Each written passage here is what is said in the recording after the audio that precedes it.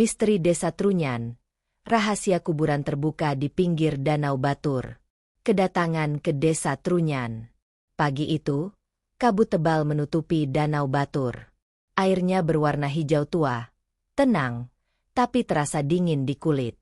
Arga, seorang jurnalis muda dari Jakarta, berdiri di dermaga kecil di tepi danau. Ia datang sendirian, membawa kamera, alat perekam suara, dan rasa penasaran besar tentang desa yang terkenal karena tradisi kematian uniknya, Desa Trunyan. Perahu kayu kecil menjemputnya. Seorang lelaki tua berkulit legam menjadi pengemudinya. Namanya Wayan Suda, penduduk asli Trunyan. Arga naik ke perahu tanpa banyak bicara. Hanya suara dayung dan percikan air yang terdengar. Di tengah perjalanan, Wayan menatap ke arah bukit. Kalau kamu ke Trunyan, jangan banyak bicara soal kematian. Di sini, mereka hidup berdampingan dengan yang sudah tiada, katanya pelan. Arga hanya mengangguk. Angin membawa aroma aneh. Seperti wangi dupa bercampur tanah basah. Ia menoleh ke arah tepi danau. Di sana, terlihat pepohonan besar dan beberapa bambu berdiri berderet. Di bawahnya tampak benda putih seperti tengkorak manusia. Itu kuburan? Tanya Arga. Wayan tidak menjawab. Ia hanya tersenyum tipis. Nanti kamu lihat sendiri. Tapi jangan takut. Mereka sudah biasa menerima tamu. Ketika perahu mendekati daratan, Arga melihat papan kayu bertuliskan, Desa Trunyan. Beberapa rumah beratap jerami berdiri di lereng bukit. Udara terasa lembab, tapi bersih. Tidak ada bau busuk. Meski di sana banyak jenazah yang dibiarkan terbuka. Arga disambut oleh seorang wanita bernama Luhsari. Ia memakai kebaya putih dan kain batik tua. Kamu wartawan ya? Wayan sudah bilang. Kami tidak keberatan kamu menulis, asal kamu ikut aturan, katanya. Aturannya sederhana, tidak boleh mengambil benda dari area pemakaman, tidak boleh bersuara keras, dan tidak boleh menatap langsung ke arah pohon besar di tengah kuburan. Arga mencatat semua itu. Ia lalu dibawa ke rumah kecil di pinggir desa. Dari sana, ia bisa melihat langsung ke arah Danau Batur. Di belakang rumah itu, kabut tipis menutupi area kuburan. Suara burung hutan terdengar sayup. Desa itu sepi, tapi tidak mati. Ada kehidupan yang berjalan pelan. Sore harinya, Arga berjalan bersama Wayan menuju area pemakaman. Jalannya sempit, diapit batu dan akar pohon besar. Di sana, ia melihat puluhan jenazah terbaring di atas tanah. Beberapa sudah menjadi kerangka. Semuanya tertutup kain putih dan bambu. Anehnya, udara di sana tetap segar. Tidak ada bau mayat sama sekali. Itu karena pohon tarumenyan, jelas Wayan. Dari dulu, pohon itu mengeluarkan wangi yang menetralkan bau. Tapi tidak semua orang boleh mendekat ke pohonnya. Hanya mereka yang sudah diberi izin.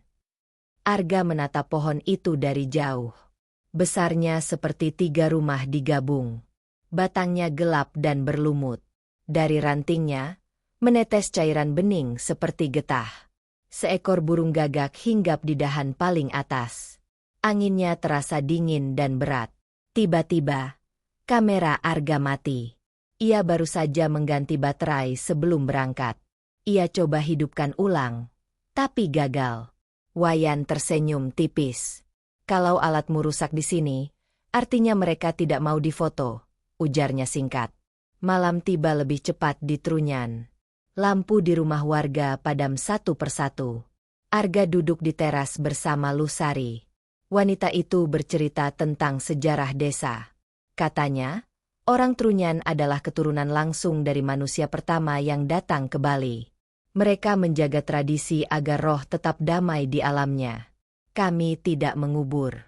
Kami biarkan tubuh kembali ke alam. Kalau bau busuk muncul, itu artinya roh belum tenang. Tapi kalau harum, berarti roh diterima, jelas Luhsari. Arga mendengarkan dengan serius.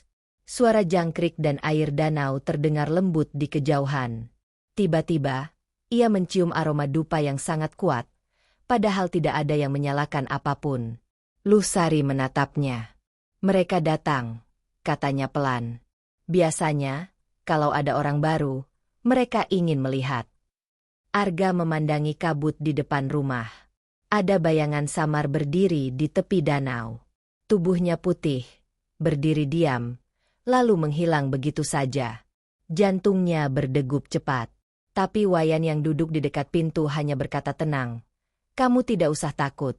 Mereka hanya ingin tahu siapa yang datang. Malam itu, Arga tidak bisa tidur. Setiap kali ia menutup mata, terdengar suara seperti langkah kaki di luar rumah. Kadang terdengar bisikan halus memanggil namanya. Ia mencoba menyalakan kamera ponselnya, tapi layar hanya menampilkan gambar putih bergetar. Ia menutup matanya rapat dan berharap pagi segera datang. Ketika fajar menyingsing, suara ayam jantan terdengar dari kejauhan. Kabut masih menggantung di atas air danau. Arga keluar rumah. Di depan pintu, ia melihat bunga kamboja segar dan sebatang dupa masih menyala. Lusari tersenyum dari dapur. Itu tanda kamu sudah diterima oleh roh di sini, katanya. Arga menarik napas panjang. Ia merasa lega, tapi juga penasaran. Ia tahu, ini baru awal dari perjalanan panjangnya mengungkap misteri Desa Trunyan. Asal-usul tradisi kuburan terbuka. Pagi di Desa Trunyan terasa berbeda.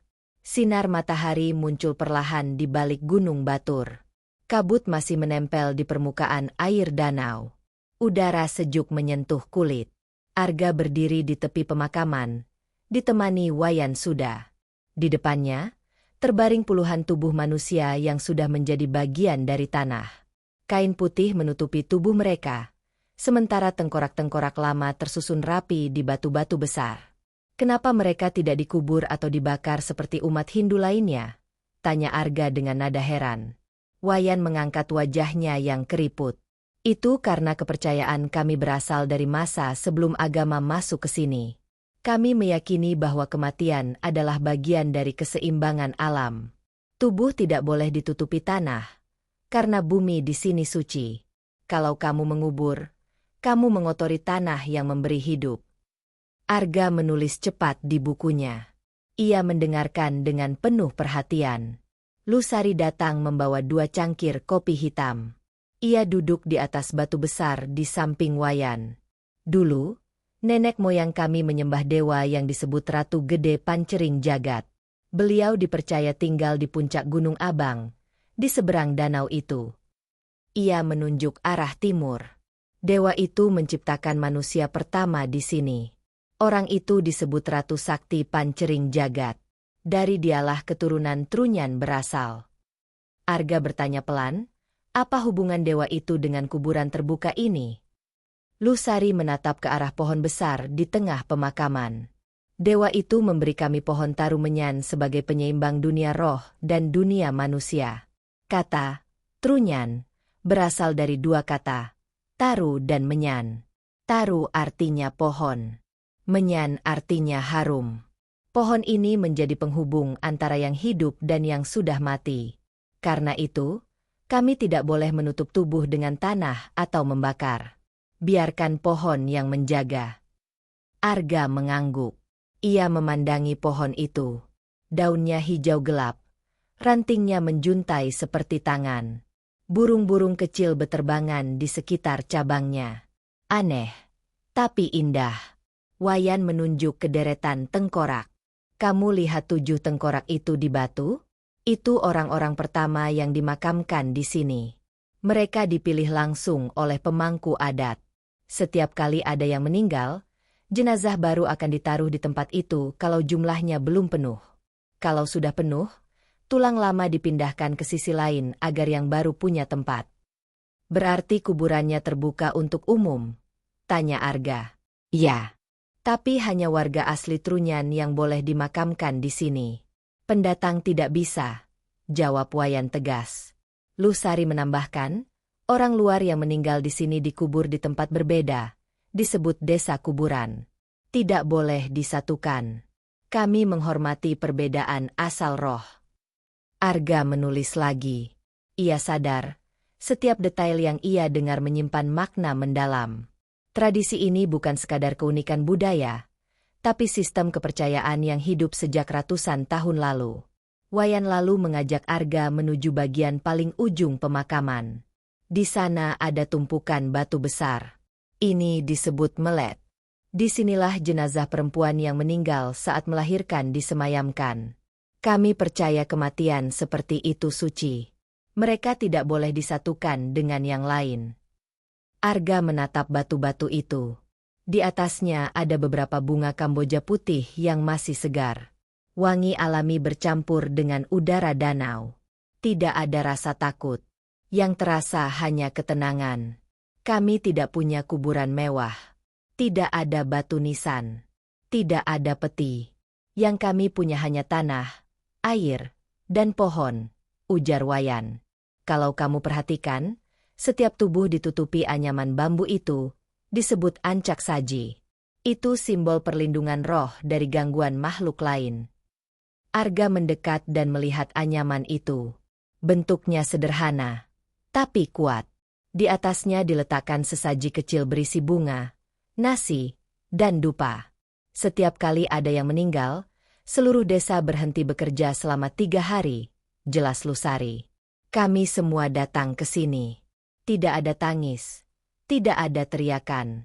Kami hanya berdoa agar roh mereka cepat kembali ke asalnya. Bagi kami, kematian bukan akhir. Arga merasakan sesuatu yang sulit dijelaskan. Ia datang dengan rasa ingin tahu tentang misteri, tapi yang ia temukan justru ketenangan dan makna hidup. Namun, rasa damai itu tidak bertahan lama. Dari balik semak, terdengar suara ranting patah. Angin berembus kuat. Bambu di sekitar kuburan bergetar pelan. Wayan berdiri. Matanya menatap ke arah pohon taru menyan. Dia tahu kita sedang bicara tentangnya, kata Wayan pelan. Siapa? Tanya Arga. Pohon itu hidup. Dia mendengar dan merasakan. Kalau kamu bicara berlebihan, dia bisa marah.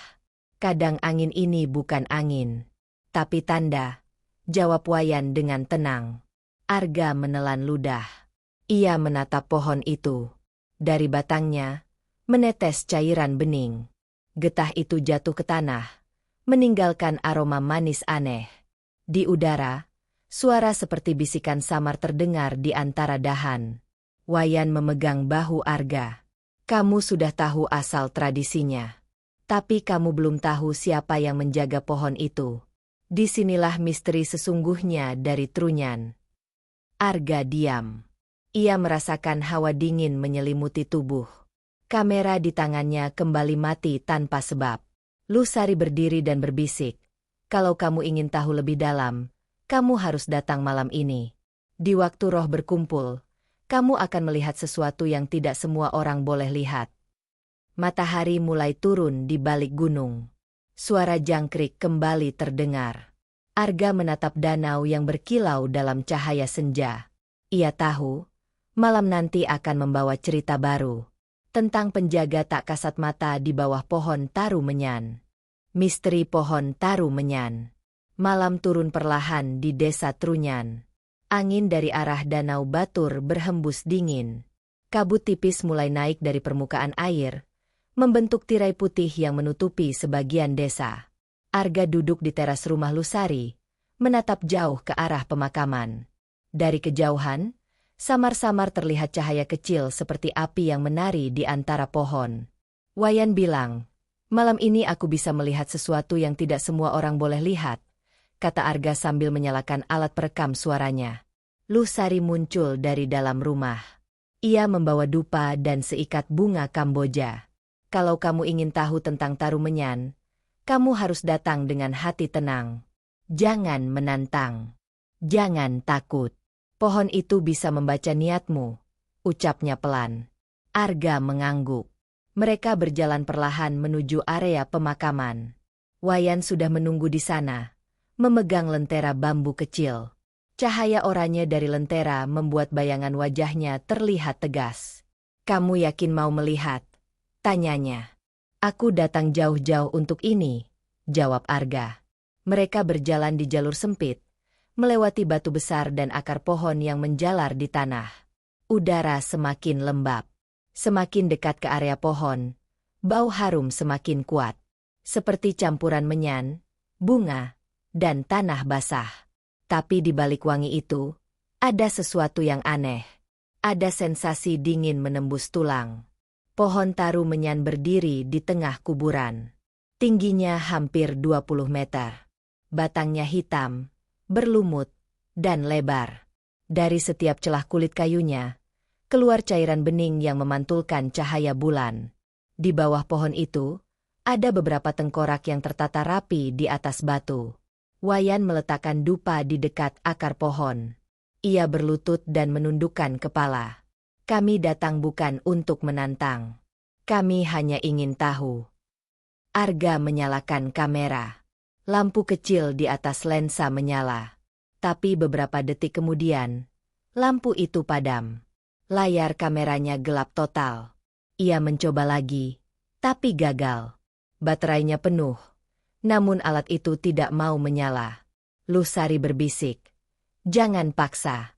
Pohon ini menolak difoto." Mereka duduk di tanah, diam. Hanya suara serangga dan desir angin yang terdengar. Tiba-tiba, dari arah batang pohon, terdengar suara gemerisik lembut seperti seseorang berjalan di atas daun kering. Arga menatap ke arah sumber suara.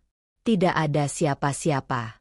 Lalu, wangi dupa berubah menjadi lebih kuat. Seolah-olah seluruh udara di sekitar mereka dipenuhi aroma manis menyengat. Wayan menunduk. Dia datang. "Siapa?" tanya Arga dengan suara pelan. "Penjaga pohon." Dia tidak berwujud seperti manusia. Kadang hanya wangi, kadang angin, kadang cahaya. Jawab Wayan. Arga memegang alat perekamnya.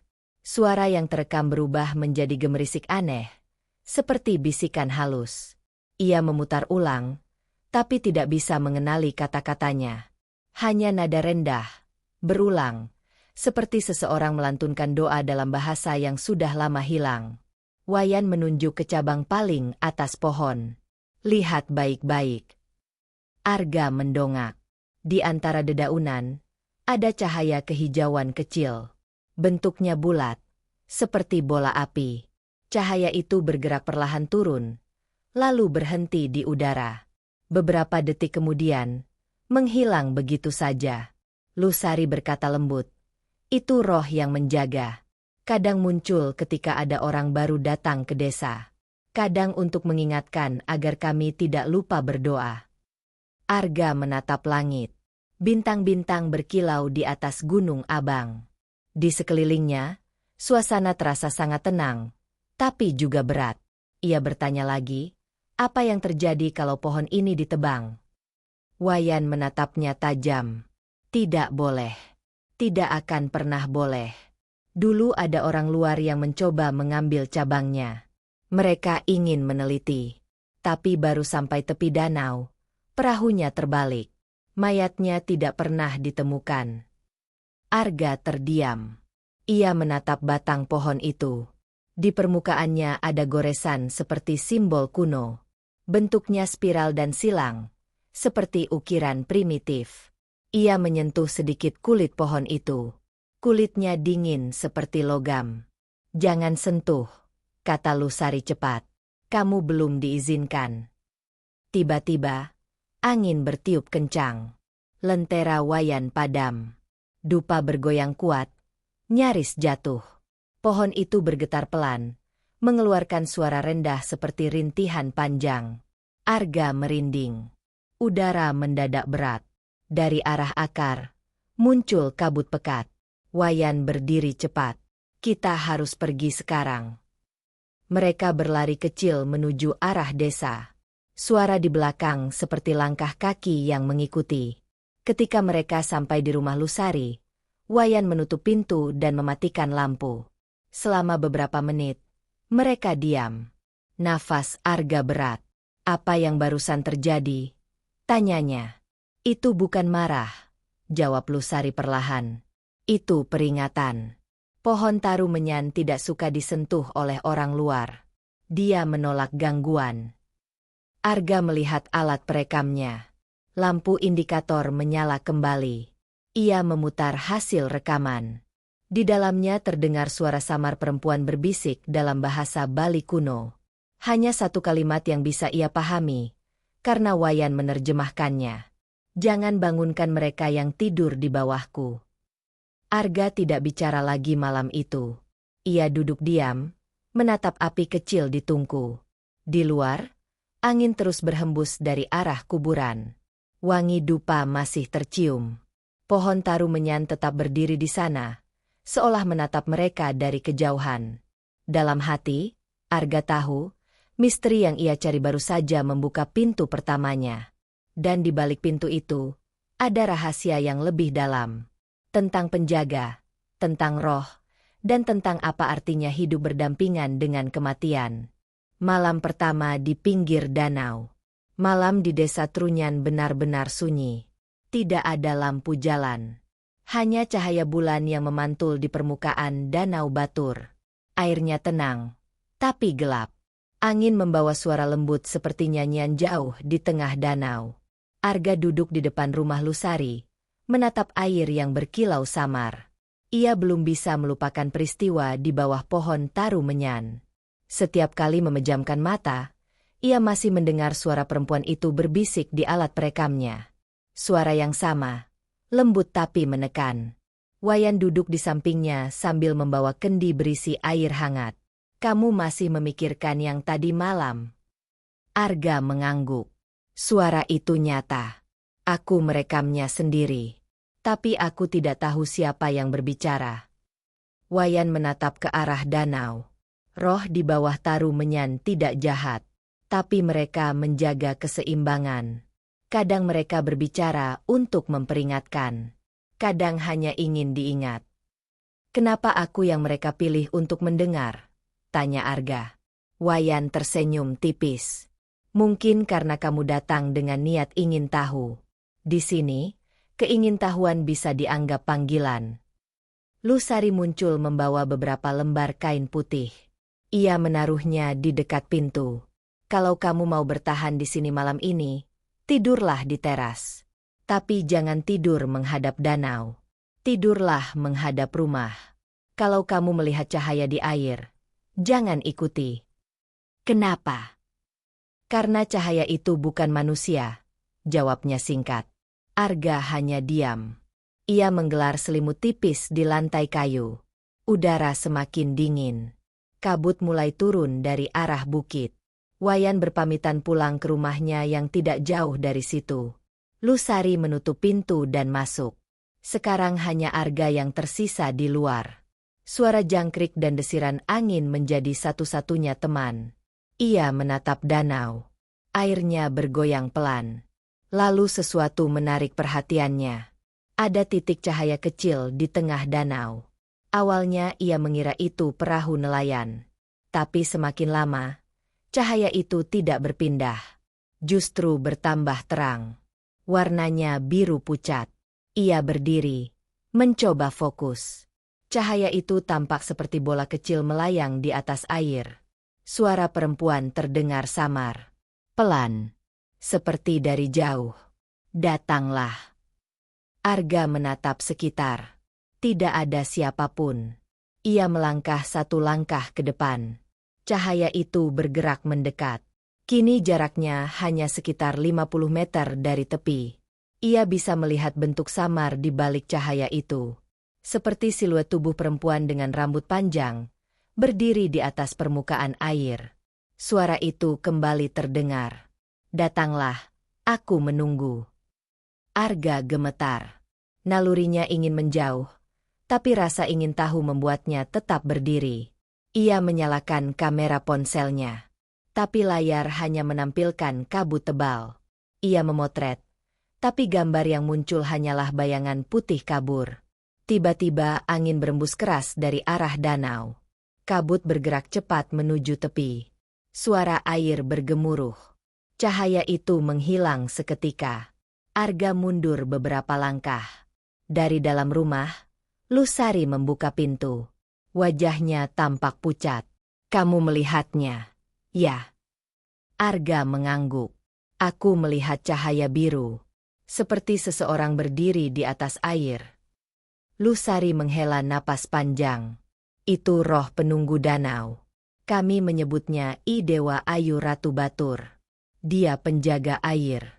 Biasanya tidak muncul kecuali ada yang baru datang dengan hati gelisah.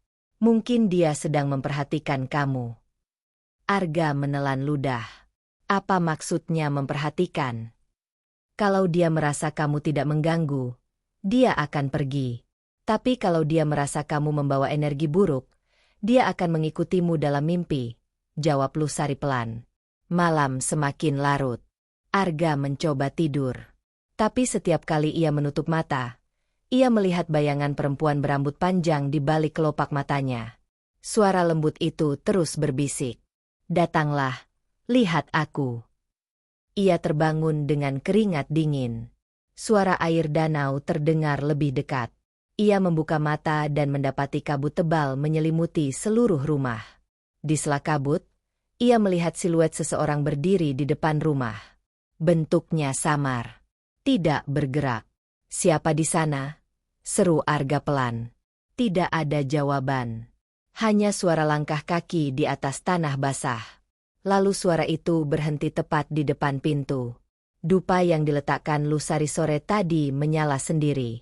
Asapnya naik perlahan, membentuk garis halus di udara.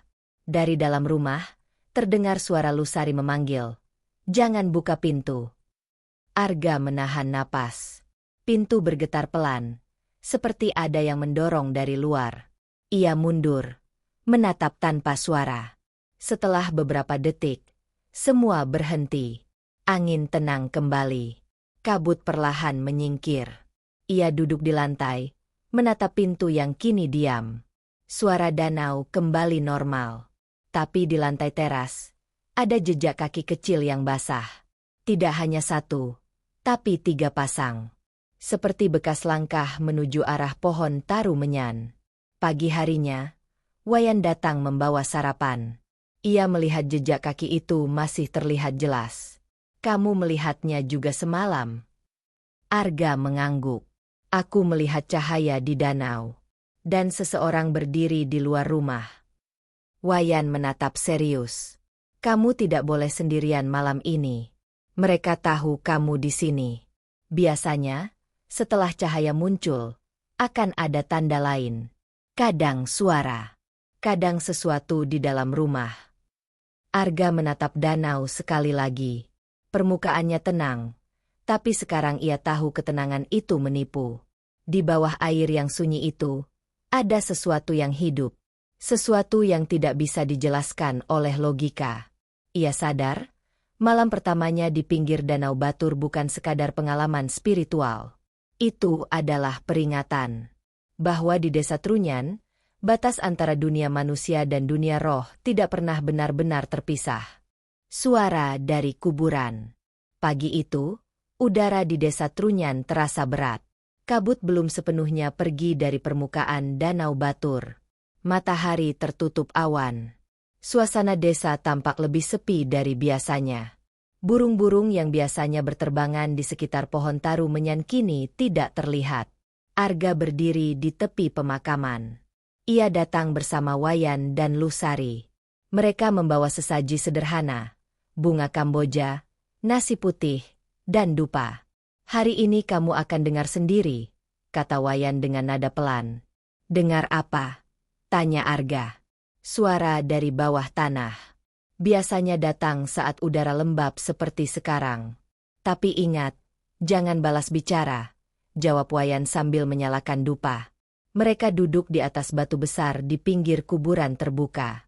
Angin bertiup pelan. Wangi menyan dari pohon bercampur aroma dupa yang mereka bawa. Arga menyalakan alat perekamnya, meletakkannya di tanah di antara batu dan akar pohon. Awalnya hanya sunyi. Hanya suara daun bergesekan. Tapi perlahan, ada bunyi samar. Seperti seseorang yang berbisik di kejauhan. Suaranya pelan, tapi jelas. Ada di sini. Arga menatap Wayan. Lelaki tua itu menutup mata. Jangan tanggapi, bisiknya. Suara itu terdengar lagi. Lebih dekat. Kenapa datang ke sini? Arga memegang lututnya erat. Nafasnya cepat. Alat perekam menangkap getaran halus, seperti nada rendah dari bawah tanah.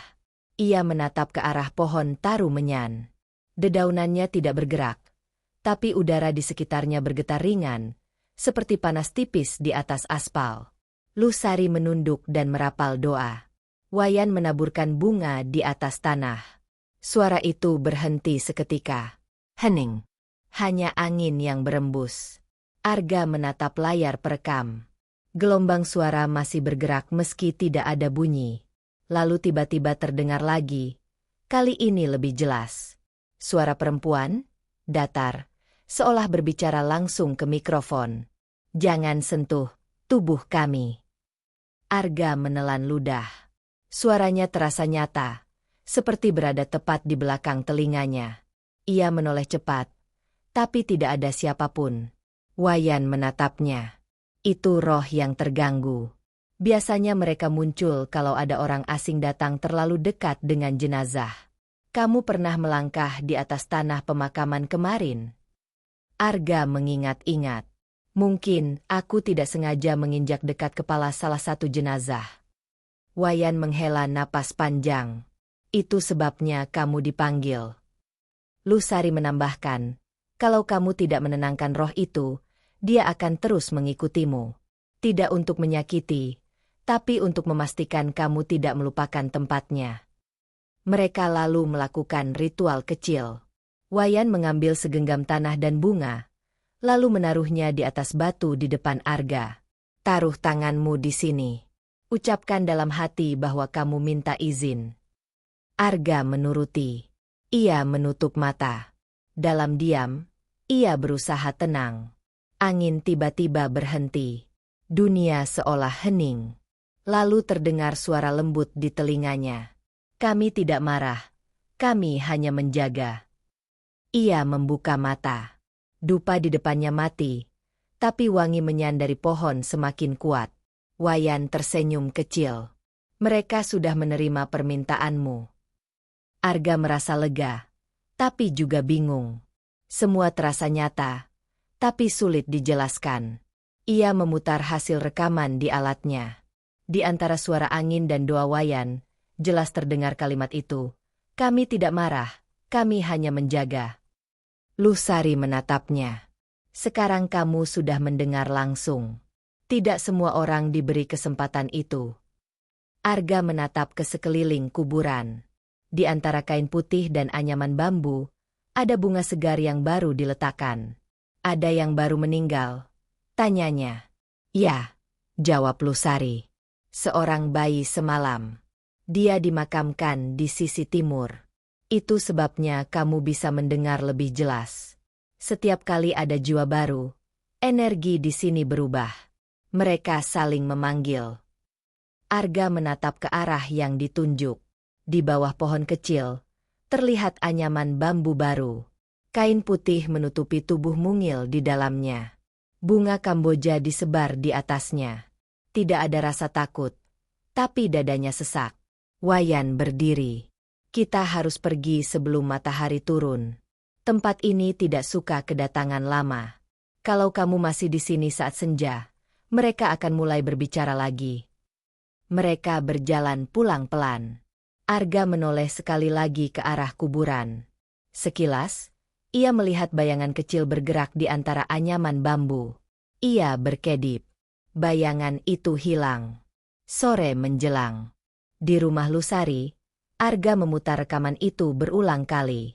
Ia mendengar lebih banyak dari yang disadari di lapangan. Ada suara lain di latar belakang. Suara laki-laki, berat dan terputus-putus. Menyan, menjaga jangan bawa pulang. Arga berhenti mendengarkan. Ia memeriksa tas kameranya. Di dalamnya, ia menemukan selembar daun kering beraroma harum. Ia tidak pernah memasukkan apapun ke sana. Wayan melihatnya. Lalu wajahnya berubah serius. Itu daun taru menyan, katanya pelan. Kamu tidak boleh membawanya keluar dari desa. Itu bagian dari pohon. Kalau kamu bawa pulang, roh yang menjaganya akan mengikutimu. Arga langsung menaruh daun itu di piring kecil. Lalu Wayan menyalakan dupa dan membakarnya. Api kecil menghabiskan daun itu hingga menjadi abu. Wangi menyan memenuhi udara, membuat suasana hening beberapa saat. Lusari menatap Arga. Sekarang kamu sudah dianggap bagian dari saksi. Mereka mempercayaimu untuk menjaga cerita ini. Arga mengangguk. Di dadanya muncul rasa hormat yang belum pernah ia rasakan sebelumnya. Ia datang untuk menulis tentang misteri, tapi sekarang ia menyadari, Trunyan bukan sekadar kisah horor. Ini adalah tempat di mana hidup dan mati tidak dipisahkan. Tempat di mana manusia berbicara dengan alam dan roh tanpa rasa takut. Malam itu, ketika angin kembali berhembus dari arah danau, Arga duduk diam di teras. Suara jangkrik kembali terdengar. Lalu perlahan, dari arah kuburan, terdengar bisikan lembut, seolah roh itu berpamitan. Terima kasih, sudah mendengar. Ia tersenyum kecil. Untuk pertama kalinya sejak datang, ia merasa damai. Tapi di dalam hatinya, ia tahu perjalanan ini belum selesai. Masih ada rahasia lain yang menunggu di balik kabut Danau Batur. Penjaga tak kasat mata. Malam di desa Trunyan selalu terasa berbeda. Tidak pernah benar-benar gelap, tapi juga tidak sepenuhnya terang. Ada cahaya samar dari langit yang menembus kabut tipis, seperti sinar bulan yang malu-malu. Di kejauhan, permukaan Danau Batur berkilau redup, memantulkan siluet pohon taru menyan yang menjulang. Arga duduk di depan rumah Lusari, menatap ke arah danau. Suara jangkrik terdengar pelan, tapi di sela-selanya ada bunyi lain, langkah lembut, seperti seseorang berjalan tanpa alas kaki di tanah basah. Ia menoleh. Tidak ada siapapun. Wayan belum kembali, tanya Arga pelan. Lusari yang sedang menyiapkan teh menoleh dari dapur. Belum. Dia pergi ke sisi barat desa. Ada orang yang meninggal sore tadi. Mungkin butuh bantuan di kuburan. Arga mengangguk. Ia menatap keluar lagi. Kabut semakin tebal. Udara dingin merayap ke tulang. Tapi di tengah sejuknya malam, ia merasakan sesuatu yang aneh.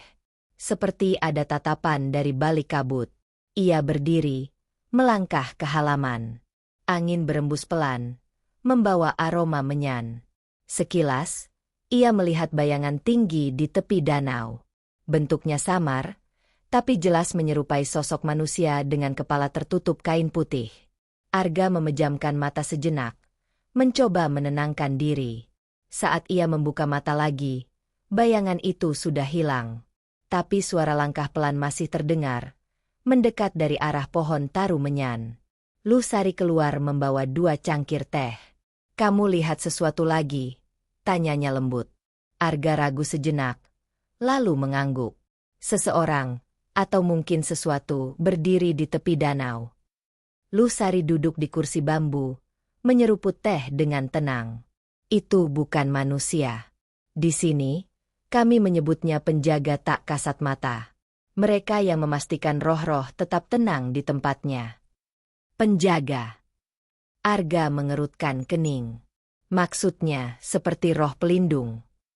Lusari menatapnya dengan tatapan serius.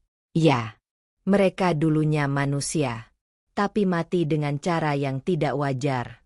Arwah mereka tidak bisa meninggalkan desa, jadi mereka menjadi penjaga batas. Kalau ada orang asing datang dan melanggar aturan, merekalah yang pertama muncul. Arga terdiam. Ingatannya kembali ke kejadian siang tadi, suara dari kuburan, daun taru menyan di dalam tasnya, dan rekaman yang masih tersimpan di alatnya. Mereka juga yang bicara di rekaman, tanyanya hati-hati. Bisa jadi, jawab Lusari pelan. Mereka sering menyampaikan pesan lewat suara, angin, atau bayangan. Tapi kalau kamu mendengar mereka jelas, artinya mereka memperhatikanmu. Arga menatap ke arah kuburan, yang dari kejauhan tampak samar. Ia tidak tahu harus takut atau kagum. Di satu sisi, ia merasa diawasi. Di sisi lain, ada rasa hormat yang tumbuh, rasa bahwa semua yang terjadi di sini bukan kebetulan. Tiba-tiba terdengar suara langkah dari jalan desa. Wayan muncul membawa obor kecil. Wajahnya tampak tegang. "Kalian harus tahu sesuatu," katanya begitu tiba di teras. Arga dan Lusari menatapnya. "Apa yang terjadi?" Wayan duduk perlahan, menarik napas panjang. Ada tanda di dekat kuburan barat. Batu yang biasanya bersih, tadi penuh goresan. Bentuknya seperti ukiran wajah. Lusari langsung berdiri. "Wajah siapa?" "Tidak tahu. Tapi mata ukirannya kosong, hitam seperti arang," jawab Wayan. "Orang-orang tua bilang, kalau batu mulai menampakkan wajah, berarti penjaga sedang marah." Arga mendengarkan dengan cermat. "Apa mungkin karena kami datang kemarin? Karena rekaman itu?" Wayan menatapnya lekat. "Mungkin. Atau mungkin karena kamu sudah dipilih untuk melihat lebih jauh." Arga terdiam. "Dipilih?" "Ya," Wayan melanjutkan, "tidak semua orang bisa mendengar atau melihat penjaga. Mereka hanya menampakkan diri pada orang yang membawa niat tertentu. Apakah niat itu baik atau buruk, mereka yang menilai." Suasana menjadi hening. Hanya bunyi angin dan percikan air danau yang terdengar. Tiba-tiba, obor di tangan Wayan padam. Hanya dalam sekejap, semua menjadi gelap. Lusari berbisik, "Dia datang." Arga merasakan hawa dingin menyelimuti tubuhnya. Dedaunan di sekitar rumah bergetar pelan, meski tidak ada angin.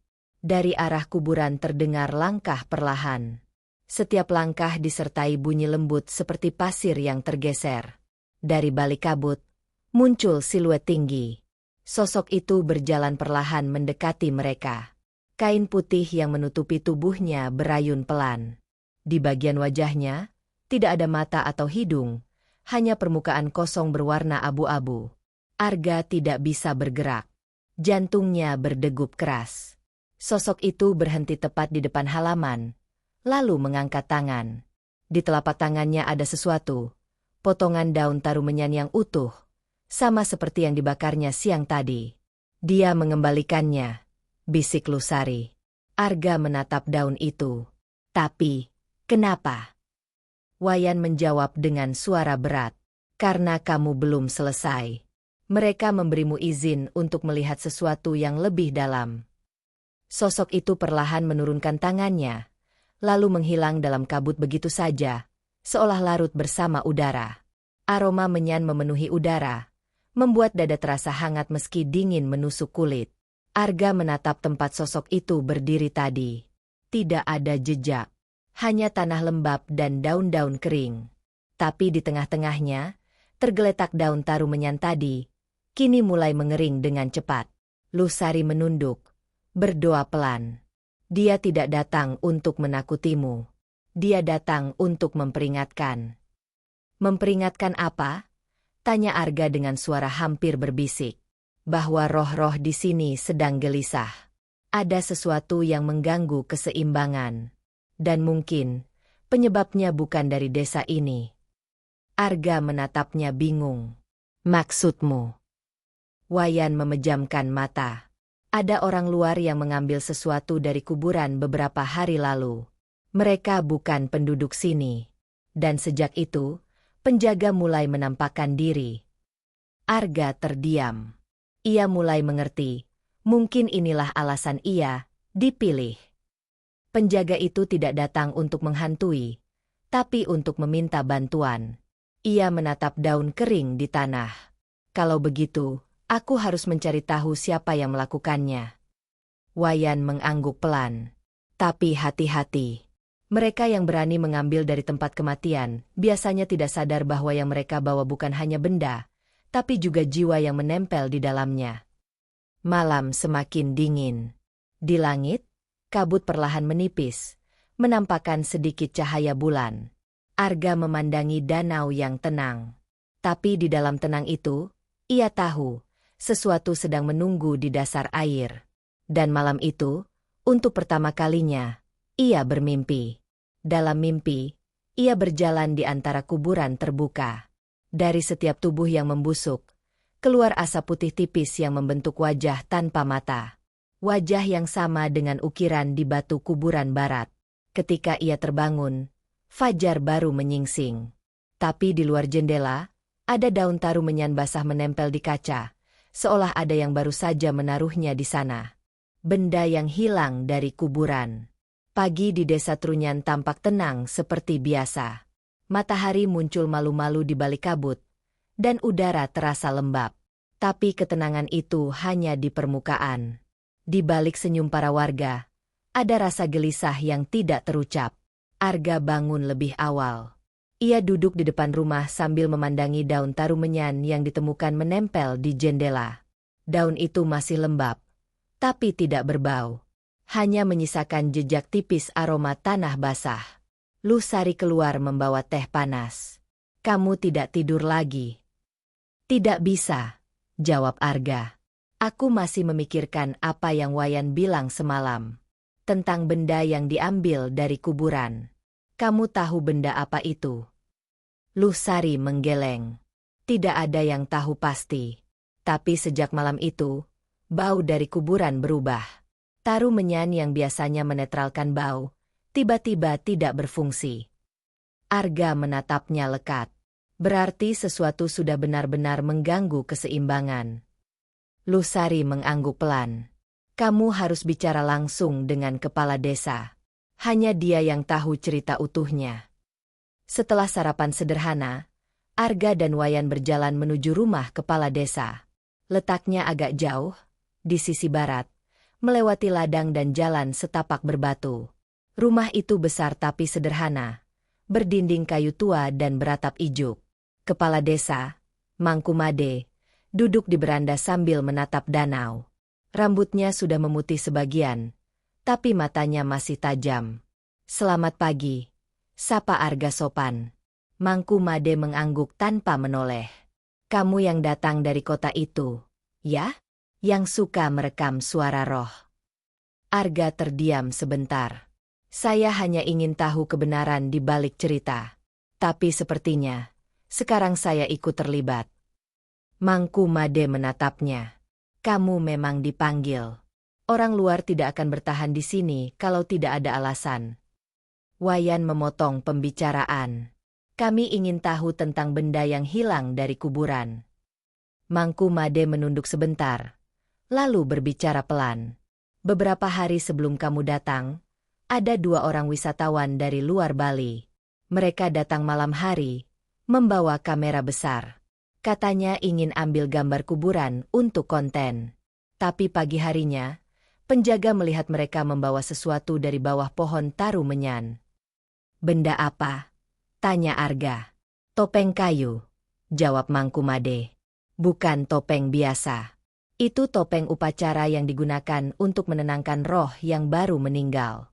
Kami sebut tapel penjaga arwah. Arga tertegun. Dan mereka membawanya pergi. Ya, mereka pikir itu benda antik. Padahal topeng itu hanya digunakan untuk satu upacara, lalu disimpan di kuburan agar roh bisa beristirahat. Mangku Made menghela napas panjang. Sejak itu, banyak tanda aneh muncul. Angin berputar di danau. Batu kuburan berubah bentuk. Dan beberapa warga mendengar suara orang menangis dari arah pohon taru menyan setiap tengah malam. Arga memandang Wayan. Kalau begitu, kita harus menemukan mereka. Wayan mengangguk. Aku tahu satu orang yang mungkin bisa bantu. Dia penjaga jalur danau. Biasanya tahu siapa saja yang datang malam hari. Mereka berjalan ke dermaga kecil di tepi danau. Airnya tampak tenang, tapi di bawah permukaan, ada gelembung-gelembung kecil naik perlahan. Di ujung dermaga, seorang pria tua sedang memperbaiki perahu. Namanya Pak Sura, penjaga danau. Kulitnya gelap dan wajahnya keras, tapi suaranya lembut. Aku tahu 2 orang itu, katanya sambil mengikat tali perahu. Mereka naik perahu malam-malam. Katanya ingin ke arah timur danau. Arga bertanya cepat, apa mereka kembali? Pak Sura menggeleng. Tidak, tapi 2 hari kemudian, perahu mereka ditemukan terdampar di sisi seberang. Kamera mereka masih di dalam. Tapi tidak ada orang. Wayan memandang Arga. Mungkin itu sebabnya roh menjadi gelisah. Topeng itu belum dikembalikan, dan pemiliknya juga hilang. Arga menatap air danau yang beriak pelan. Mereka mungkin tidak sempat keluar dari sini. Kalau begitu, mungkin topeng itu masih di sekitar danau. Pak Sura menatapnya dalam-dalam. Kalau kamu berniat mencari, hati-hati. Banyak yang mencoba menyelam ke dasar danau dan tidak pernah kembali. Ada arus bawah yang tidak bisa dijelaskan. Orang sini bilang, arus itu adalah napas para penjaga. Arga menunduk. Ia tahu risikonya. Tapi ada sesuatu yang membuatnya ingin terus maju. Bukan karena penasaran lagi, tapi karena merasa bertanggung jawab. Malamnya, Arga duduk di perahu bersama Wayan dan Pak Sura. Mereka membawa lampu minyak dan dupa. Air danau tampak hitam, seolah menelan cahaya. Pak Sura menancapkan dupa ke tepian perahu. Kalau roh marah, air akan bergerak. Kalau mereka tenang, air akan diam. Jadi jangan bicara banyak. Dengarkan saja. Mereka diam. Hanya bunyi cipratan air kecil yang terdengar. Arga menyalakan alat perekamnya dan menunduk. Beberapa menit berlalu tanpa suara. Lalu tiba-tiba, dari kejauhan, terdengar bunyi seperti napas panjang di dalam air. Setelah itu, muncul gelembung besar di dekat perahu. Air berputar pelan. Lampu minyak bergoyang. Suara lembut muncul di alat perekam Arga. Kembalikan, milikku. Arga merinding. Ia memutar ulang, memastikan. Suara itu jelas, seperti berasal dari dalam air. Kembalikan topengku. Pak Sura langsung berseru pelan. Kita harus kembali sekarang. Tapi sebelum sempat mengayuh, sesuatu menghantam dasar perahu dari bawah. Air bergetar. Lampu hampir padam. Arga menatap ke permukaan dan melihat bayangan hitam besar melintas di bawah mereka. Ia membeku. Bentuk itu menyerupai wajah, tapi sangat besar, seperti ukiran batu hidup. Matanya kosong dan hitam. Lalu suara itu terdengar lagi, kali ini langsung dari arah danau, tanpa alat bantu. Kembalikan. Air tiba-tiba naik ke sisi perahu, seolah ada sesuatu yang mendorong dari bawah. Pak Sura berdoa cepat. Wayan menyalakan dupa tambahan dan melemparkannya ke air. Dalam sekejap, pusaran air berhenti. Suara hilang. Permukaan danau kembali tenang. Tapi Arga melihat sesuatu di dekat dayung. Sebuah potongan kayu kecil mengambang. Ia mengambilnya. Potongan itu berbentuk lengkungan dengan ukiran halus. Di tengahnya ada simbol menyerupai mata. Wayan memandangnya serius. Itu bagian dari topeng. Arga menggenggam erat benda itu. Kalau begitu, kita sudah punya petunjuk. Tapi kalau potongan ini muncul di sini, mungkin sisanya masih di dasar danau. Pak Sura menatapnya khawatir. Jangan berpikir untuk menyelam. Air itu bukan hanya dalam, tapi dijaga. Kalau roh belum memaafkan, kamu tidak akan kembali. Arga menatap benda kecil di tangannya. Dingin, tapi terasa hidup. Ia tahu ia belum selesai. Ada sesuatu yang harus dikembalikan, sesuatu yang bukan miliknya, tapi sudah menempel padanya sejak pertama kali ia datang ke Trunyan. Malam itu, ia tidak tidur. Setiap kali memejamkan mata, ia mendengar suara dari dalam air berbisik halus. Kembalikan, sebelum semuanya hilang. Ia tahu, waktunya hampir habis. Arwah di dasar danau. Kabut pagi menutupi seluruh permukaan Danau Batur. Dari kejauhan, danau itu tampak seperti cermin kelabu tanpa batas. Tidak ada suara burung, tidak ada angin. Hanya diam yang tebal dan berat. Arga berdiri di dermaga, memegang potongan topeng yang ditemukan semalam. Ukirannya halus, tapi dinginnya tidak wajar. Wayan berdiri di sebelahnya, membawa sesajen kecil berisi bunga dan menyan. Kamu yakin ingin melanjutkan ini? Tanya Wayan pelan. Apapun yang ada di bawah danau bukan hal yang bisa kamu lawan dengan kamera. Arga menatap air yang tenang. Aku tidak mau melawan. Aku cuma mau mengembalikan apa yang hilang. Lusari datang membawa kain putih panjang. Kalau kamu benar-benar ingin pergi ke dasar danau, pakai ini. Kain ini sudah didoakan. Fungsinya untuk menenangkan roh di sekitar kamu. Arga menerima kain itu, melilitkannya di pinggang. Ia tahu risiko yang menunggu, tapi suara-suara yang ia dengar setiap malam tidak memberinya pilihan lain. Perahu kecil bergerak perlahan ke tengah danau. Kabut menutup pandangan. Arga duduk di depan, Wayan di belakang mengayuh. Di sisi lain, Pak Sura membawa kantong berisi dupa dan tali pengaman. Setelah 15 menit mendayung, mereka tiba di titik yang diakini tempat dua wisatawan itu terakhir terlihat. Air di sana lebih gelap dan tenang. Pak Sura menancapkan dupa ke sisi perahu. Kalau roh tidak menolak, air akan tetap diam. Tapi kalau mereka marah, kita akan tahu. Arga memegang potongan topeng itu erat-erat. Ia menunduk, membisikkan kata pelan. Aku datang bukan untuk mengambil.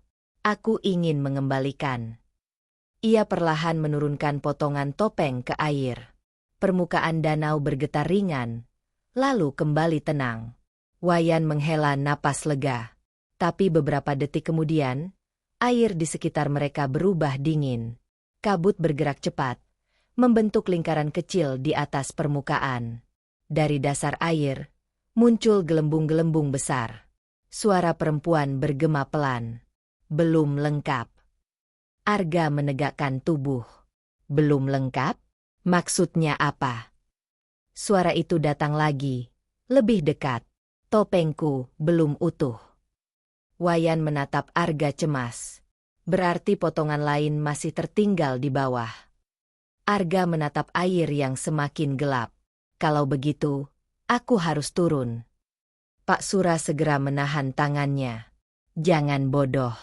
Banyak yang sudah mencoba menyelam ke dasar danau ini. Tidak satu pun kembali. Arusnya kuat, dan di bawah sana bukan cuma air. Tapi Arga tetap menatap air itu. Ia tahu, tidak ada cara lain. Sesuatu di dalam dirinya seperti dipanggil. Ia melepas jaketnya, mengikat tali ke pinggang, dan menatap Wayan. Kalau aku tidak kembali dalam 10 menit, tarik talinya. Wayan menatapnya lama, lalu mengangguk berat. Semoga penjaga melindungimu. Arga menarik napas dalam, lalu melompat ke air. Dingin langsung menyelimuti tubuhnya. Air danau gelap dan berat. Ia berenang perlahan ke bawah, mengikuti gelembung udara yang naik dari tubuhnya. Semakin dalam, cahaya semakin hilang. Di bawah, bayangan samar mulai muncul. Batu, akar pohon, dan sesuatu yang menyerupai rangka perahu tua. Lalu ia melihatnya. Sebuah topeng kayu besar tergeletak di dasar, pecah menjadi beberapa bagian. Potongan yang ia bawa tampak cocok dengan bagian yang hilang. Arga meraih topeng itu, tapi tiba-tiba tangan dingin mencengkeram pergelangan kakinya. Ia menoleh ke bawah. Di bawah kakinya, sosok tubuh samar melayang. Seorang perempuan berambut panjang, matanya kosong, kulitnya pucat kebiruan. Mulutnya bergerak pelan. Kembalikan semuanya. Arga berusaha melepaskan diri. Ia menempelkan potongan topeng ke bagian utama. Begitu kedua bagian menyatu, cahaya biru muncul dari ukiran topeng. Air di sekitar berputar kuat. Sosok perempuan itu mendekat, lalu berhenti tepat di depan Arga. Ia tidak menyerang, hanya menatap. Lalu tangannya terulur, menyentuh dada Arga pelan. Terima kasih. Cahaya dari topeng semakin terang, lalu menghilang bersama sosok perempuan itu. Arga mulai kehabisan napas. Ia berusaha naik ke permukaan, menarik tali yang diikat di pinggangnya. Di atas perahu, Wayan dan Pak Sura menarik dengan sekuat tenaga. Beberapa detik kemudian, tubuh Arga muncul di permukaan. Ia batuk keras, menarik napas dalam-dalam. Wayan memegangi bahunya. Kamu gila. Apa yang kamu lihat di bawah? Arga menatap langit yang mulai terang. Dia hanya ingin topengnya kembali. Sekarang dia sudah pergi. Pak Sura menatap air. Lihat. Permukaan danau yang tadi gelap kini terlihat jernih. Kabut perlahan menyingkir. Suara angin kembali normal. Bahkan aroma menyan dari arah pohon taru menyan kini terasa lembut. Mereka kembali ke tepi danau. Saat perahu menepi, Lusari sudah menunggu. Ia melihat wajah Arga yang pucat, lalu tersenyum kecil. Kamu sudah melakukannya. Aku bisa merasakannya. Desa ini kembali tenang. Arga hanya mengangguk. Ia menatap danau sekali lagi. Tidak ada bayangan, tidak ada suara. Hanya ketenangan. Tapi di dasar hatinya, ia tahu pengalaman itu akan melekat selamanya. Malamnya, ia memutar kembali alat perekamnya. Tidak ada suara roh. Tidak ada bisikan. Hanya satu rekaman baru yang muncul. Suara lembut perempuan berucap pelan. Terima kasih telah mengembalikanku. 3 hari kemudian, Arga bersiap kembali ke kota. Wayan dan Lusari mengantarnya sampai dermaga. Kamu akan kembali? Tanya Lusari. Mungkin suatu saat, jawab Arga sambil tersenyum. Bukan untuk merekam, tapi untuk berziarah. Perahu mulai bergerak meninggalkan desa. Di kejauhan, pohon taru menyan berdiri kokoh. Udaranya kini bersih, dan aroma menyan alami kembali mengalir. Namun ketika perahu sudah jauh dari tepian, Arga menatap air di bawahnya. Untuk sesaat, ia melihat bayangan wajah perempuan yang dulu ia temui di dasar danau. Ia tersenyum pelan. Bayangan itu pun perlahan menghilang, bersama riak kecil di air. Arga tahu, roh itu sudah damai.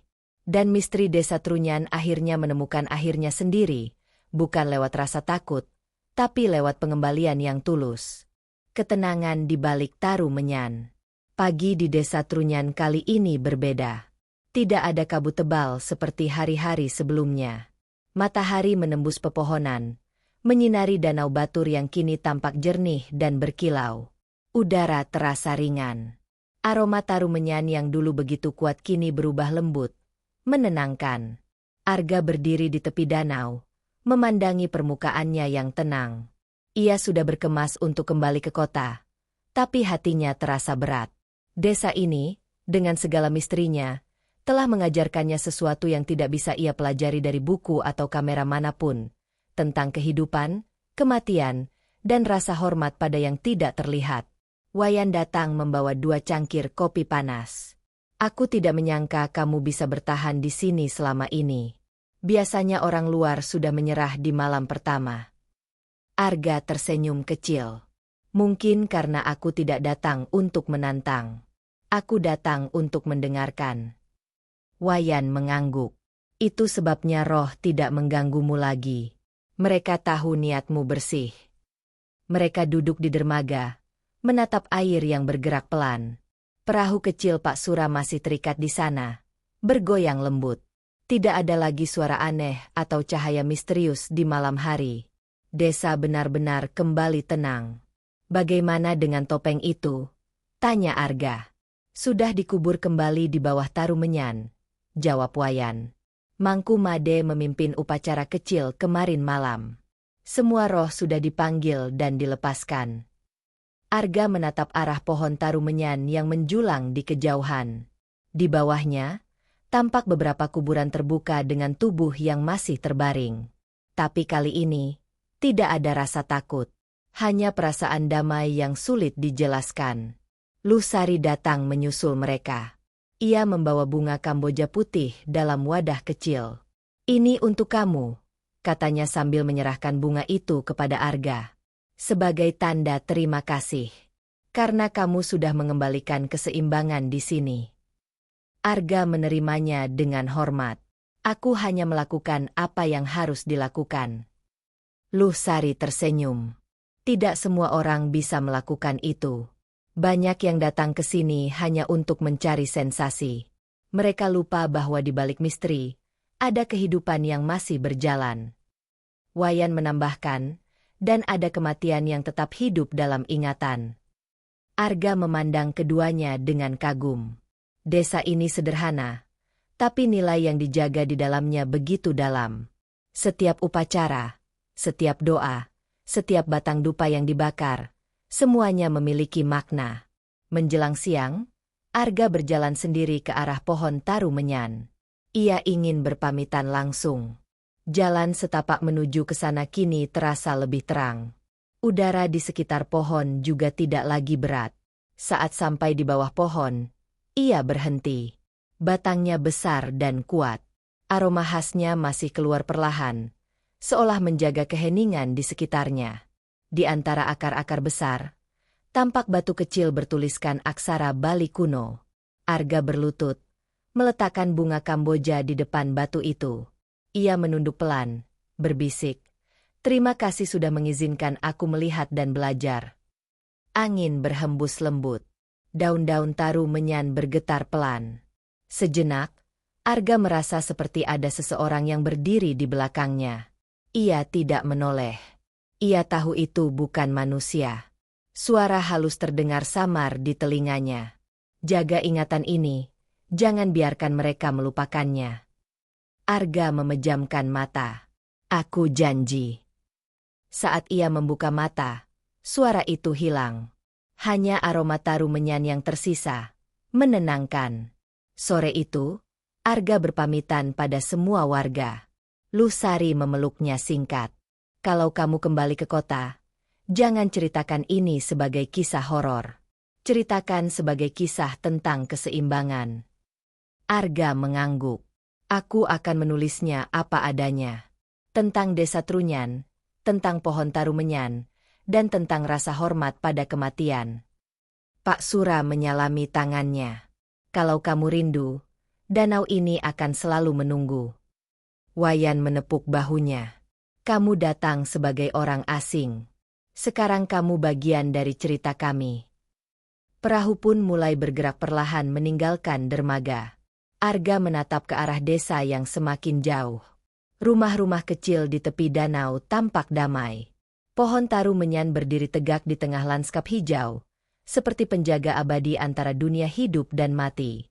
Ia menatap danau sekali lagi. Permukaannya memantulkan cahaya matahari sore. Sekilas, ia melihat sesuatu di bawah air. Bentuk samar menyerupai wajah perempuan berambut panjang. Tapi kali ini, wajah itu tersenyum.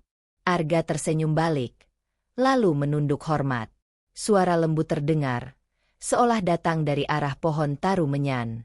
"Sekarang kamu tahu, kematian tidak selalu menakutkan. Kadang, ia hanya menunggu untuk dimengerti."